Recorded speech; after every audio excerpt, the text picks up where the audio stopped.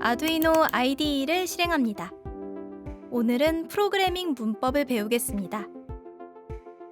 아두이노 코드의 큰 구조를 파악하고 나서 문법으로 넘어가서 조건문, if문과 반복문, for문, while문에 대해 배우겠습니다.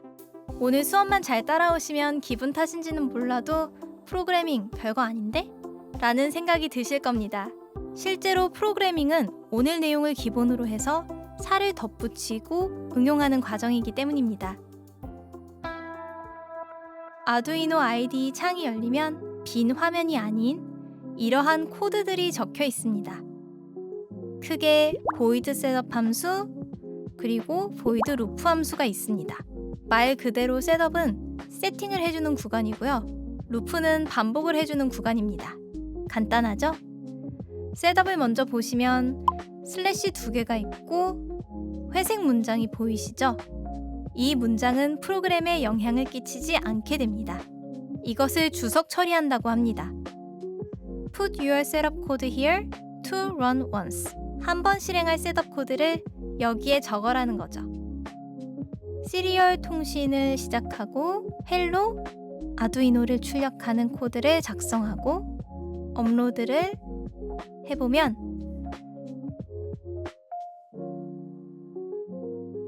시리얼 모니터에 한 번만 출력됩니다. 이번에는 void loop, put your main code here to run repeatedly. 반복 실행할 메인 코드를 여기에 적어라 라는 건데요. 이번에는 여기에 시리얼 프린트 헬로 아두이노 코드를 작성하고 업로드를 하면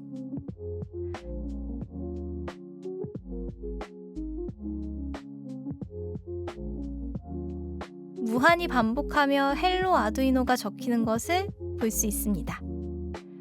루프 안에는 정지 조건을 두지 않는 한 무한 반복합니다. 그리고 이 루프 함수 안에 작성할 명령이 곧 프로그램의 핵심 명령이 되는 것입니다. 한 번 더 말씀드리면 셋업 함수는 한 번 실행되고 루프 함수는 반복합니다. 한 번만 실행될 설정은 주로 아두이노에 연결된 장치들을 세팅해 주는데요. 자주 사용하시게 될 핀모드 함수를 볼까요? 핀모드 함수는 괄호 안에 핀 번호와 인풋, 아웃풋을 쓰게 되는데요. 아두이노의 입장에서 해당 핀을 입력으로 이해하라고? 오케이. 해당 핀을 출력으로 이해하라고? 오케이. 이런 설정을 해주는 함수입니다.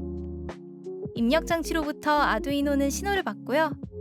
출력 장치에게로 보내게 되기 때문에 핀의 입출력 모드를 아두이노에게 설정해 주어야 정상적으로 처리가 가능해집니다.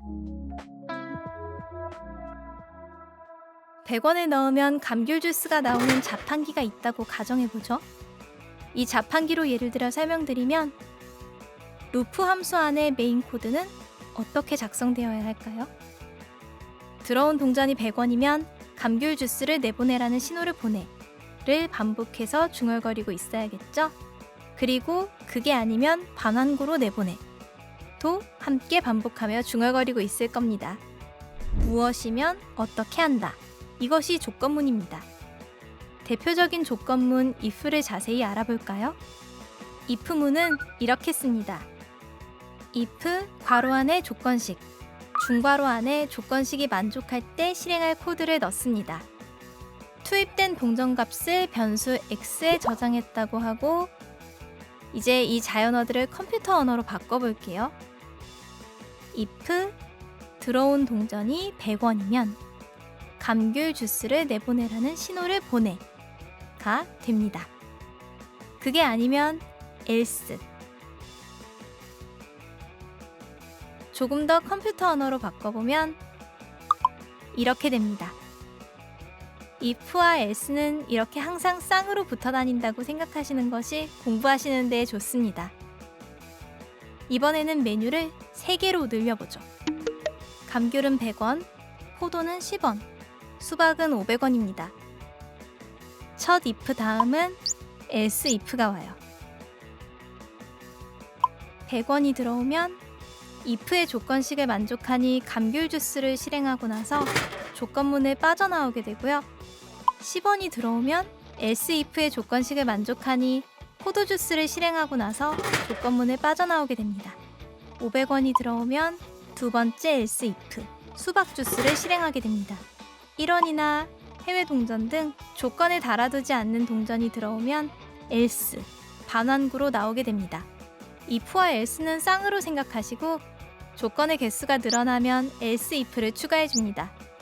자, 조건문은 여기까지 하고 반복문으로 넘어가죠. 반복문은 특정 조건이 될 때까지 명령을 반복 실행하는 겁니다. 포문과 while문이 있는데요.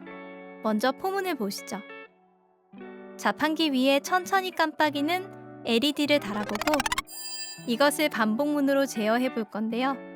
LED의 밝기가 0부터 9까지 있다고 가정해보면 포문은 이렇게 작성합니다.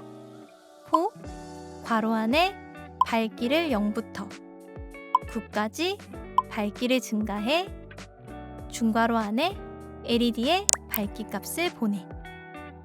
조금 더 컴퓨터 언어로 바꿔보죠. 여기가 초기식이라고 하고 조건식, 증감식이라고 합니다. 반복문은 조건식이 거짓이 될 때 반복문을 종료하고 다음으로 넘어가는데요. 이런 순서로 실행됩니다. 초기식에 의해 브라이트니스 값이 0이고 9보다 작거나 같니? 참이죠. LED의 값을 보내고 1 플러스 브라이트니스 값이 1이 되고 아직 9보다 작으니 참. LED의 값을 보내고 브라이트니스 값은 2가 되고 참. 값을 보내고 쭉 값이 1씩 올라갔다가 9가 되고 9와 같게 됐어요. 참이죠. LED의 값을 보내고 1 플러스 이제 10이 되었어요. 9보다 작거나 같니? 거짓이죠? 그러면 반복문을 빠져나오고 LED는 0부터 9까지 밝기 값을 올리게 됩니다. 이제 깜빡이게 하려면 아래 포문을 하나 더 써서 9부터 0까지 밝기 값을 내리면 되겠죠.